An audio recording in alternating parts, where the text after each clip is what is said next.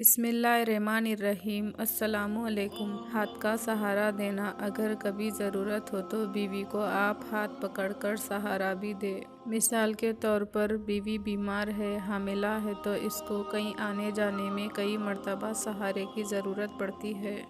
تو یہ مردانگی کے خلاف نہیں ہے کہ ایسے وقت میں خاوند اس کا سہارا دے۔ نبی علیہ الصلوۃ والسلام کی مبارک سنت ہے۔ جب حضرت صفیہ رضی اللہ تعالیٰ عنہا شادی کے بعد اونٹ پر سوار ہونے لگی تھی تو ان کو کسی جگہ پاؤں رکھنے کی ضرورت تھی۔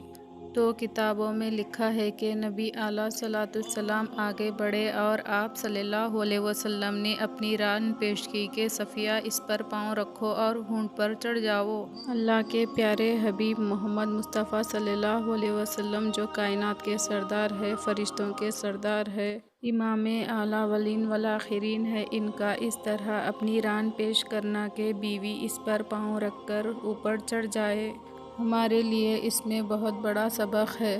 تو سہارا دینا بیماری کی حالت میں، ضرورت کے وقت میں، یہ گویا نبی علیہ الصلوۃ والسلام کی مبارک سنت ہے۔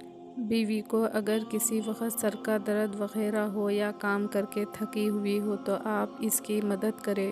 نبی علیہ الصلوۃ والسلام گھر کے کاموں میں دلچسپی لیا کرتے تھے۔ آٹا بھی آپ صلی اللہ علیہ وسلم گوندا، کپڑے بھی آپ صلی اللہ علیہ وسلم نے ٹھیک کیے، بکری کا دودھ بھی آپ صلی اللہ علیہ وسلم نے نکالا، جوتے بھی ٹھیک کیے۔ تو گھر کے کاموں میں حصہ لینا یہ بھی آباد گھر کی نشانی ہوتی ہے۔ اگر آپ کو یہ ویڈیو پسند آیا تو لائک کیجئے، شیئر کیجئے، چینل کو سبسکرائب کیجئے۔ اگلے ویڈیو میں پھر ملیں گے۔ اللہ حافظ۔